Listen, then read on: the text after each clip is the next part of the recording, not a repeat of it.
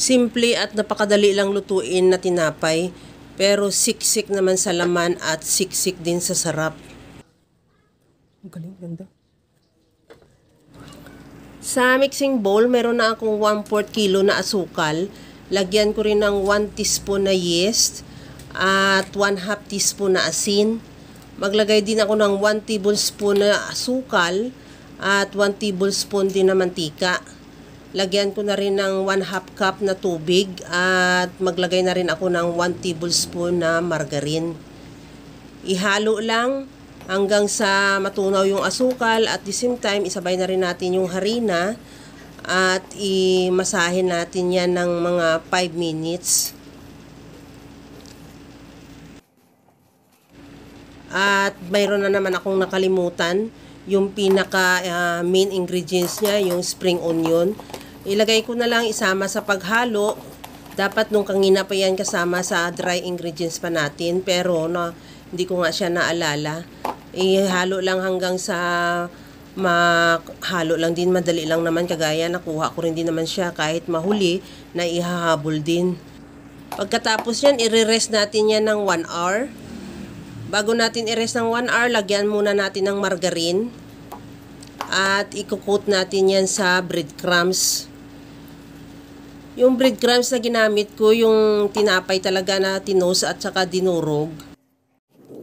At i-rest muna natin yan ng 1 hour.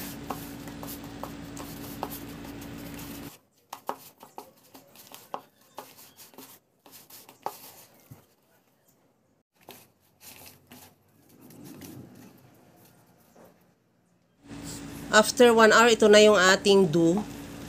Lumaki na siya o talagang umalsa.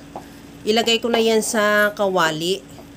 At ipipress ko medyo i-flatten natin ng kaunti, dahan-dahan lang. At i-rest natin ulit muna bago natin lutuin ng mga 30 minutes. Takpan ko muna ulit, saka ko yan lutuin after 30 minutes.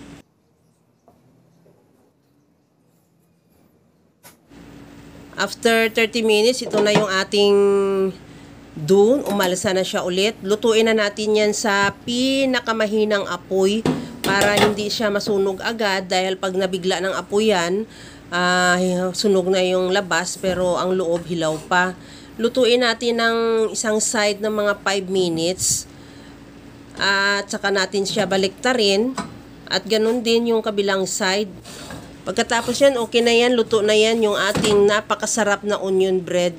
At bago natin isi-serve, palamigin muna natin. Kaya mga kalasa, kung nagustuhan mo yung ating video, please like na lang at pakishare na rin sa inyong mga friends. At kung bago ka pa lang sa aking channel, subscribe na at i-click mo na rin ang bell button para sa mga notification. Ito na mga kalasa yung ating napakasarap na onion breads na talagang sobra ang sarap. Napakasarap niya talaga kahit wala siyang palaman at napakabango ng spring onion na nilagay natin. Kaya mga kalasa, gawa ka na dahil alam ko kayang-kaya mo itong gawin. Dahil sa sobrang simple at napakadali niya lang lutuin. Kagaya lang lagi sa sinasabi ko na wala namang hindi marunong magluto basta sa simpleng paraan lang. Tamang-tama talaga siya ipares sa kape dahil hindi siya matamis. At tamang-tama lang din yung lasa niya. Hindi rin siya matabang. Hanggang sa muli mga kalasa. Thank you for watching. Bye-bye!